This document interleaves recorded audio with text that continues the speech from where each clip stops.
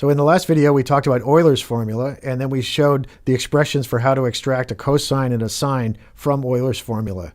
And we have a powerful set of expressions there for relating exponentials to sine waves. And so now I want to show you an example, just a preview of when we get to the formal AC analysis, how are we going to exploit these expressions? How are we going to exploit these formulas? This is a real-world signal. This cosine term, let's suppose we build something that has a cosine to it. That could be something like a microphone that's hearing sounds that look like sine waves, and we would model those sine waves as a cosine wave, and they come into some electronic system. So let me draw a sketch of the clever approach that we're going to use. So what I'm going to do is I'm going to build, here's a circuit I'm imagining. There's resistors, and there's capacitors, and there's inductors, linear elements, and we can have sources and stuff like that. So there's something in here, and we have something going in and something coming out. Okay, voltages and currents coming out, voltage and current coming in. So I'm going to drive my circuit with some sort of sinusoid. I'll call that sinusoid, I'll give it an amplitude, and I'll call it cosine of omega t. And omega is the frequency, t is time, a is the amplitude of the signal coming in here. Now, that signal is going to go into this circuit here. Something's going to happen, and there's going to be a voltage coming out of here. So we'll get V out over here of some sort, and it's going to be some amplitude, and it's going to be some sort of a cosine wave of omega t plus some phase angle, some angle. That's our job to discover this. That's the circuit analysis problem for AC analysis. We put in an AC signal. We're going to get out another AC signal. This is the forced response. Remember, it's going to look like the input. It's going to be at the same frequency, but it's going to be at some different phase angle.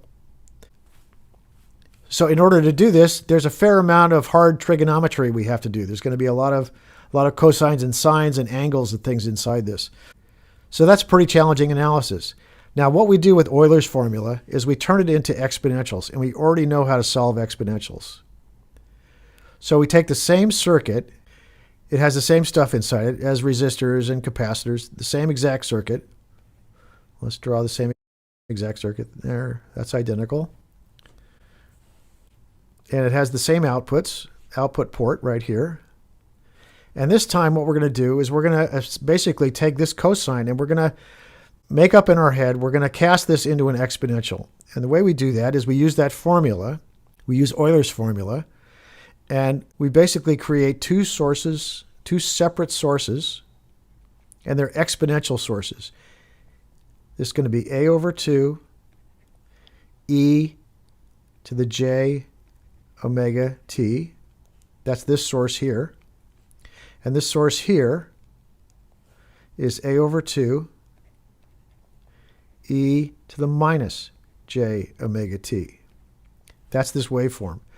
And if I add those together, like that, now remember the equation we just looked at, Euler's formula, says that cosine equals that. The voltage here is exactly the same. And all we've done is describe the same exact cosine waveform as these two imaginary exponentials. Now, I can't actually, on my workbench, build one of these things. These don't exist in real life, but they can exist mathematically. They can exist in my head.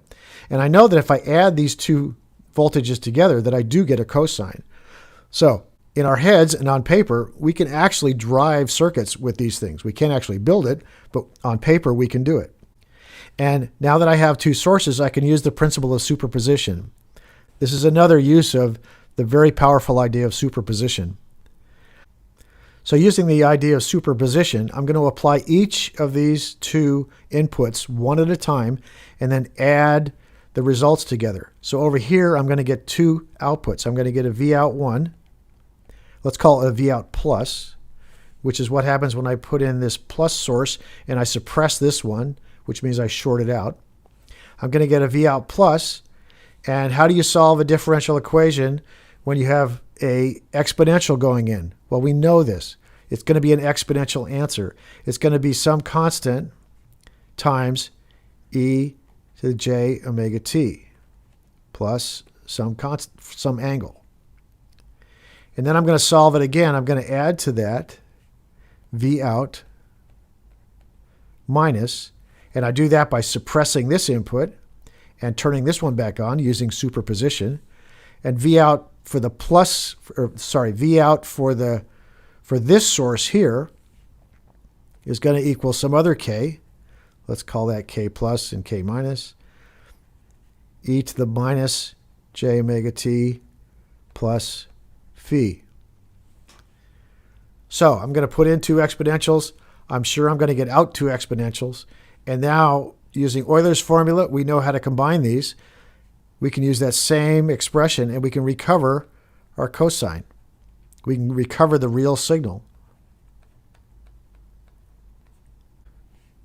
And this will have some magnitude b. We don't know the magnitudes yet, but we know what the shape of the waveform is. And if we look at this, this is the same thing as this here.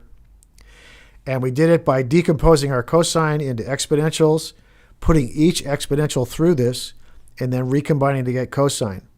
And we do all those steps because solving differential equations with exponentials is the easiest way to do it.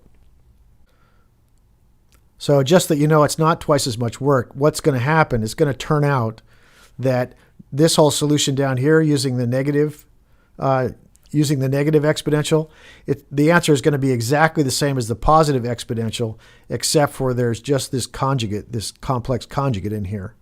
So for real signals going in, the answer goes through, and it's always, these answers are always complex conjugates of each other, as long as we start with a real input. Okay, so that was a review of Euler's equation and a little sneak preview of how we're going to do AC analysis using this really powerful tool.